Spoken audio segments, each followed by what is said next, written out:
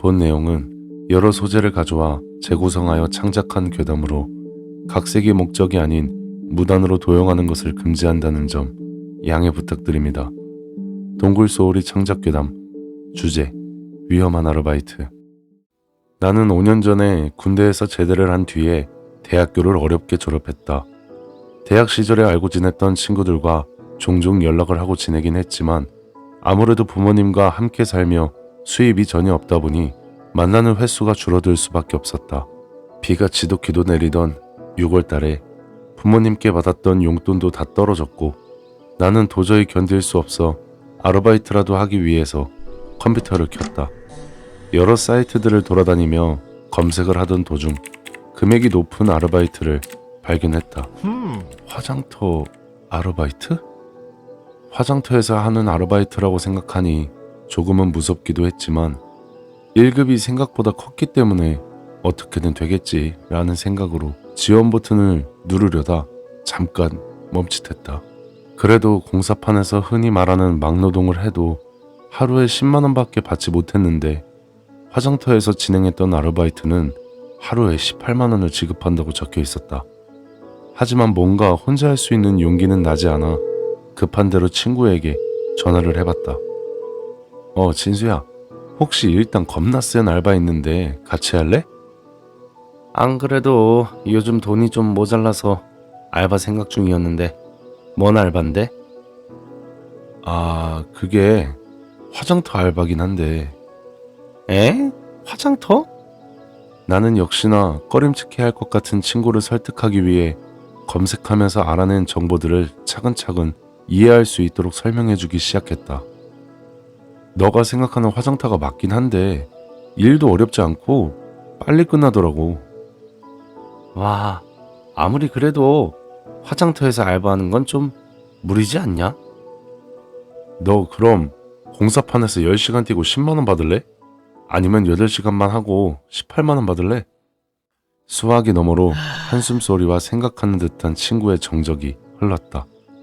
아씨, 한번 해볼까?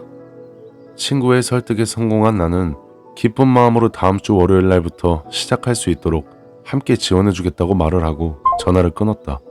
나는 아까 보고 있었던 사이트로 시선을 돌리고 지원 버튼을 눌렀는데 여기는 전화로만 지원이 가능하다고 적혀 있어서 조금은 떨리는 마음으로 가족 묘지 승하원이라고 적혀 있는 곳의 밑에 번호로 전화를 걸었다. 신호음이 몇 번 가더니 이내 중저음의 어떤 아저씨가 전화를 받았다. 네, 가족묘지 승하원입니다. 안녕하세요. 저 아르바이트 지원 좀 하려고 하는데요. 예. 혹시 나이가 어떻게 되시나요? 저랑 제 친구랑 2명이서 지원하려고 하는데요. 둘 다 29살인데 괜찮을까요? 잘 됐네요. 안 그래도 2명 정도 구하고 있었는데요. 다음 주 월요일부터 오후 8시에 바로 출근이 가능하신가요? 오전이 아닌 오후에 일을 시작하는 게 조금은 이해가 되지 않았지만 나는 아저씨에게 바로 출근이 가능하다고 대답을 했고 준비할 부분은 딱히 없으며 시간에 맞춰서 오면 간단하게 업무를 배우고 일을 시작하면 된다고 대답했다. 친구에게도 아저씨에게 들었던 내용을 문자로 전달했고 뭔가 일을 구해서 뿌듯한 마음과 일하는 곳이 화장터라는 찝찝한 마음이 동시에 나를 괴롭혔다. 불편한 마음을 조금은 덜어내기 위해서 엄마한테도 얘기를 해봤다. 엄마, 나 다음 주부터 알바해. 어머, 너가 무슨 바람이 불어서? 용돈 다 떨어졌구나 너. 아이, 그런 거 맞긴 한데 근데 거기가 화장터인데 괜찮겠지? 화장터? 너 9수라서 그런 곳은 조심히 다녀야 된다고 엄마가 말했지? 엄마도 참 그런 게 세상에 어디 있다 그래. 일이 막 어렵진 않겠지? 엄마는 모르지. 그래도 알아서 일도 구하고 대견하네. 그럼 저녁부터 일 시작하겠네? 엄마가 어떻게 알아? 응? 오전 오후까지는 거기도 운영을 해야 하니까 보통은 밤에 일을 하지. 그런 곳들은. 그건 그렇고 저기 가서 주방불 좀 끄고 물 좀 가지고 와. 우씨, 맨날 뜬금없이 나만 시켜. 주방에서 컵에 물을 가득 따른 뒤에 주방 불을 끄고 엄마한테 가져다 주었다. 엄마는 내가 19살이 되었을 때와 29살이 되었을 때마다 9수라는 게 있다며 숫자가 9에서 10이 되기 전에 제일 불안할 시기라고 불리기 때문에 사고가 나지 않도록 매사에 조심하고 쓸데없는 짓을 하지 말라고 입이 닳도록 말하셨다.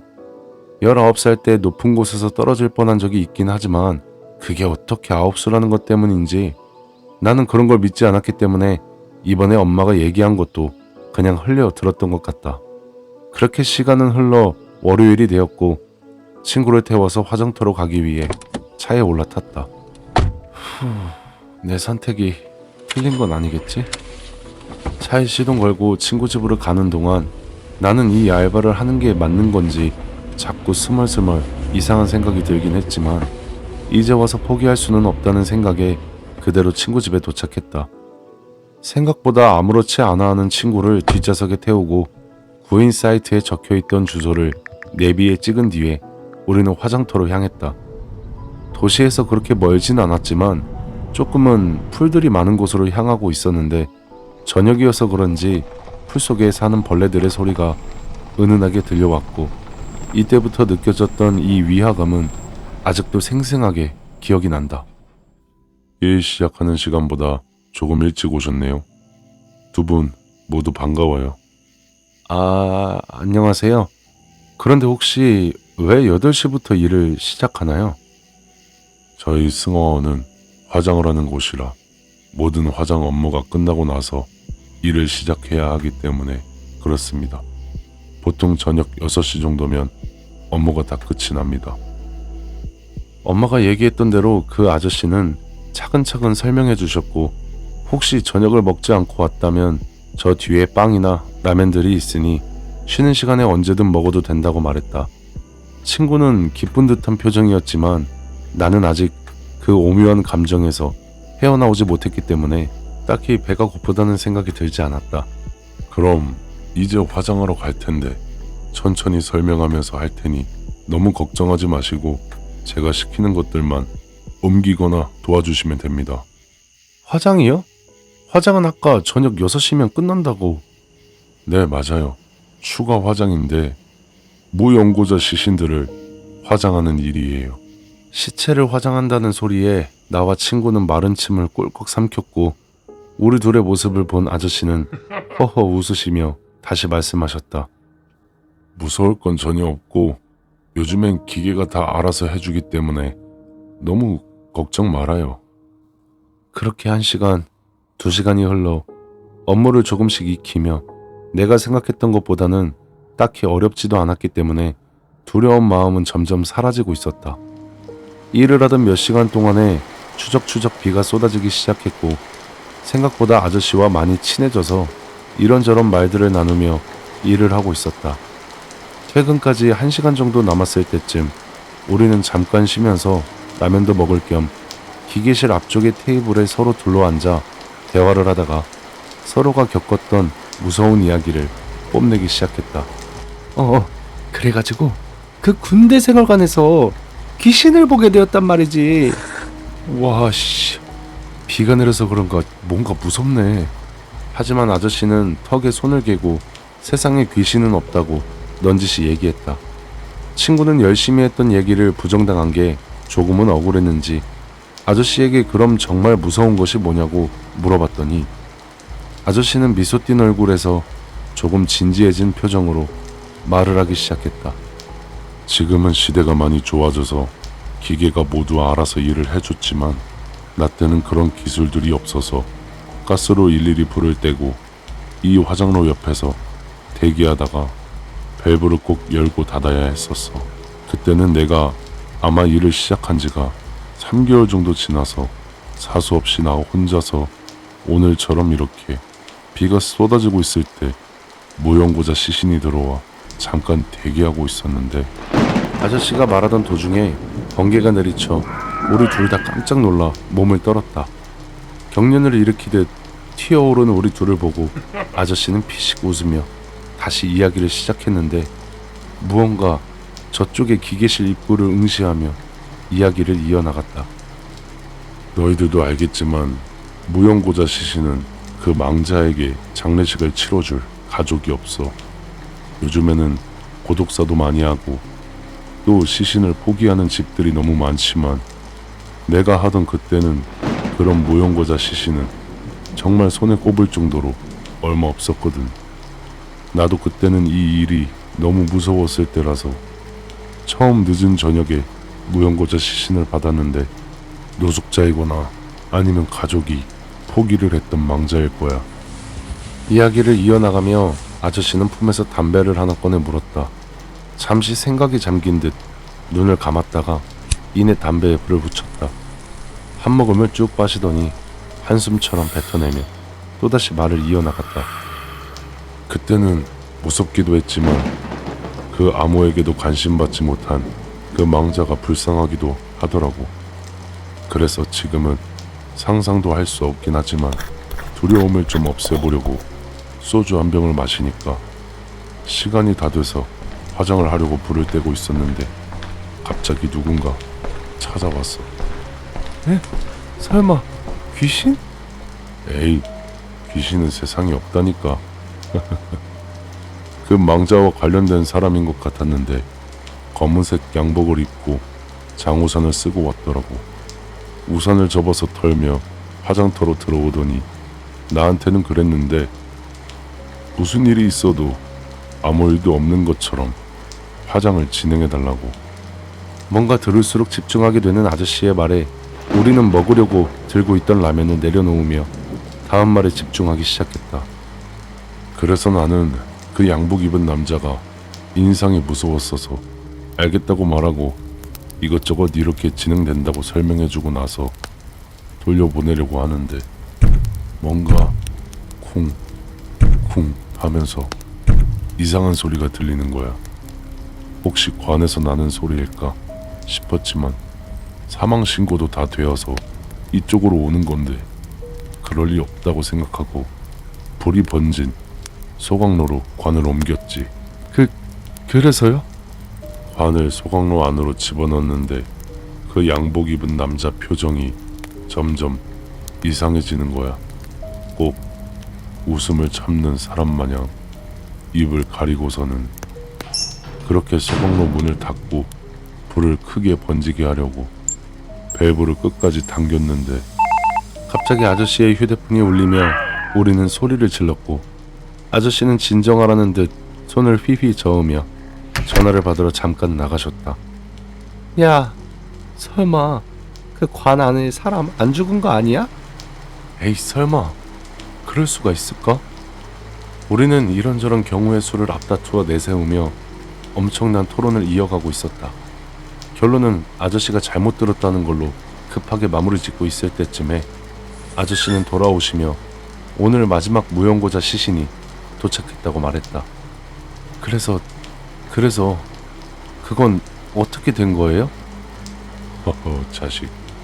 타이밍 좋게 이야기가 끝났다 생각했는데 집요하네. 혹시 정말 그 관에 있던 사람이 말이 끝나기 무섭게 건장한 직원 4명이서 큰 관을 하나 가지고 들어와 소각로 옆에 내려놓고는 아저씨에게 간단히 목례를 하고 다시 화장터 밖으로 나갔다. 다행히도 아무 일도 아니었어. 관이 나무로 되어 있어서 불에 타게 되면 갈라지는 소리가 나는데 그런 소리였지. 때때로는 나무가 타면서 사람 비명소리 같은 게 들리기도 해. 뭔가 모를 안도감에 한숨을 길게 내쉬었고 친구와 나는 마지막 일을 하기 위해서 테이블을 정리하고 다시 아저씨가 알려준 대로 일을 하고 있었다. 아저씨는 사무실을 빠져나가며 한마디 했다.